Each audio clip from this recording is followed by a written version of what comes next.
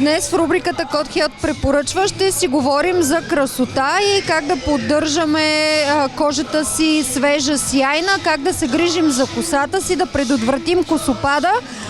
При мен са Александра и Тодор, създатели на бранда Калиначи. Сега ще ги попитам как всъщност им хрумна името на бранда. Здравейте, радвам се много да ви видя. Благодарим за... името идва от там, че голямата е Калина и на нея казвам от малка Калиначи. То беше най-естественото нещо, нали, като децата са основния ни стимул, за да вървим напред. И да е Калиначи. Добре, и кога пък ви хрумна идеята изобщо да се занимавате с грижата за кожата, косата, защото всъщност на пазара има страшно много брандове, страшно много продукти за грижа за коса. И кога стартирахте вие и кое е това, което ви отличава пък от другите? 2017 година започнахме да реализираме тази си мечта. Естествено, свързване до известна степен и с професиите ни. Аз бях адвокат, работех в сектора и така видях къде може да се донадградат някои неща, обградени естествено от уникални технологии. И така, лека по лека започнахме да градиме и към днешна дата можем да кажем, че сме много успешен бранд. А какви са продуктите, които залагате, формулите, кой всъщност ви помага, вие сами ли се грижите за всичко това? Разкажете ни малко повече изобщо за процеса, по който се случват нещата. Да кажем, че ние сме визионери и креатори, но всъщност истинската магия става от ръцете и съзнанието на технолозите. Ползваме уникални технологии, плюс ползваме патенти на водещи френски, италиански и швейцарски лаборатории. И на технологиите, с които ние работим, успяваме да направим така една много интересна колаборация между тези патенти и други известни, нали, на пазара съставки и по този начин правиме нещо малко по-различно. Естествено с идеята, че не ползваме маркетингово съответните активни съставки, а ги ползваме в максималния им състав, който е допустим от съответните лаборатории. Да кажем, че това ни прави по-различни. Имате грижа за кожата, за шията, деколтето, имате грижа за коса и основния фокус, доколкото така се запознах, готвейки се за разговора, е проблема с косопада. Може би ще ни разкаже Александра малко повече за различните серии. Да, имаме различни серии. Ако трябва да фокусираме върху грижата за коса, тя е косата и скалпа. Вярваме и знаеме, че здравата и красива коса идва от един добре обгрижен и здрав скалп. Затова и продуктите ни са създадени в грижа с скалпа. Ползваме така много интересни съставки, една от които е Прокапила, тя е разработка на френската лаборатория Сетерма и активна съставка, която изключително много се действа в борбата с косопада и стимулира растежа на нова коса, ако има такива заложености.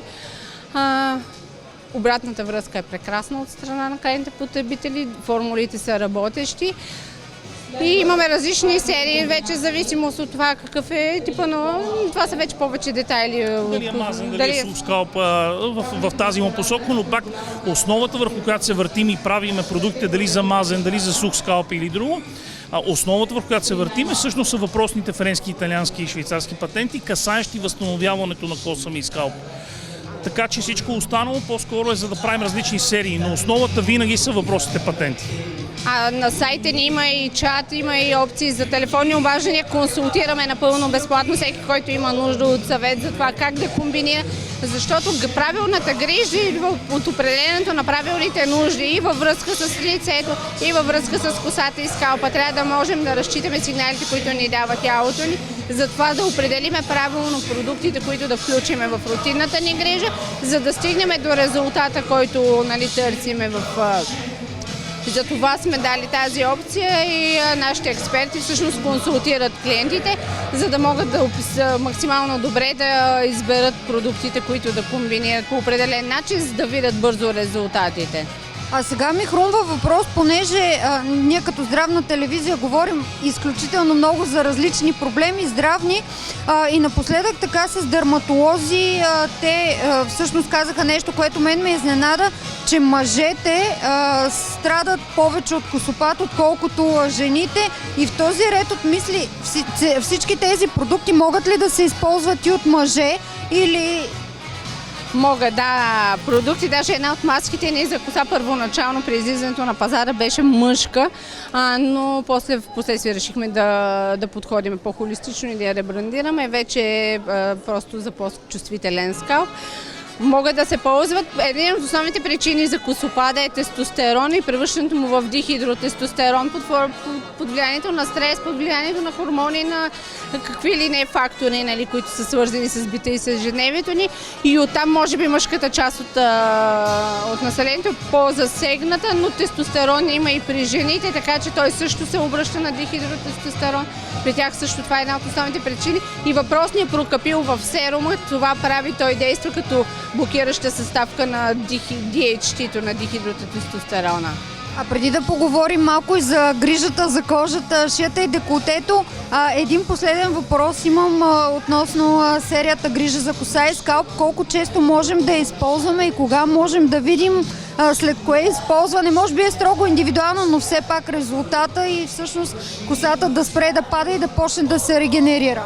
Много зависи от това каква е причината за косопада. В крайна ще трябва малко по-индивидуален подход. Стандартно бих казала, че ако се ползват по определения начин серума в комбинация с маската и шампуан, до около 2 седмици вече се вижда, че се овладява косопада. До 2 месеца би следвало да е един цикъл, в който да се види действието и по какъв начин действа.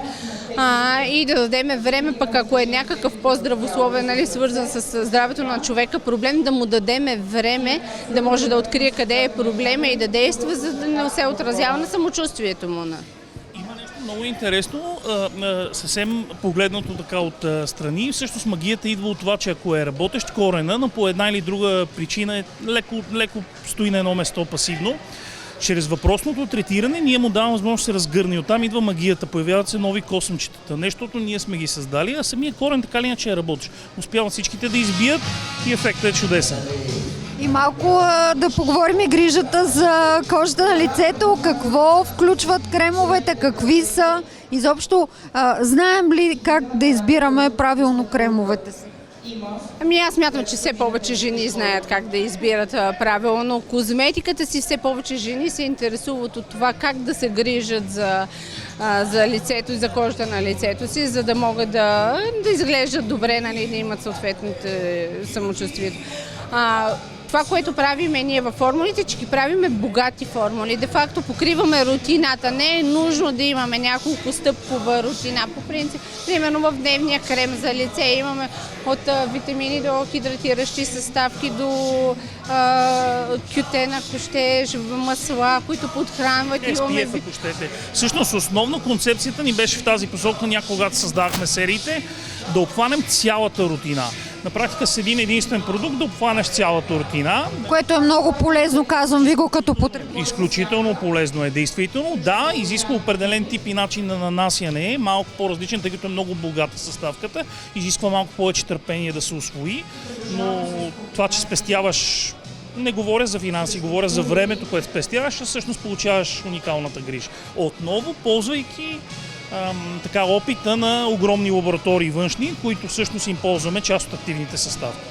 Някои от кремовете, примерно имаме пептиди, в околочния серум имаме една разработка Amazing, която се бори с подпухналост и тъмни кръгове, стволови клетки от Edelweiss за регенериране, пък дават естествен SPF, нали, пък околочната зона е по-чувствителна и там е по-чувствително към грижата, към слънцезащитата, а това то дава естествена слънцезащита. Интересни, богати формули, много интересни съставки всъщност това, което включваме вътре в приятни вкуси. Да, като сме длъжни да кажем, всъщност създателите на тази комбинация фери от активни съставки са технолози, които са българи. Повярвайте ми, обикаляйки така доста голяма част от света в тази посока, едни от най-добрите технолози в света са българи. Категорично. Имаме си и традицията, и възможностите, прекрасни са ни технологиите. Може да се гордеем в тази посока, че сме българи. Аз ви благодаря много за този разговор. Мисля, че сме полезни за нашите зрители, а на вас пожелавам много успех и да продължавате да развивате марката, защо не и с по-богат и по-различен асортимент. Благодаря ви. Благодаря. Предстои. Много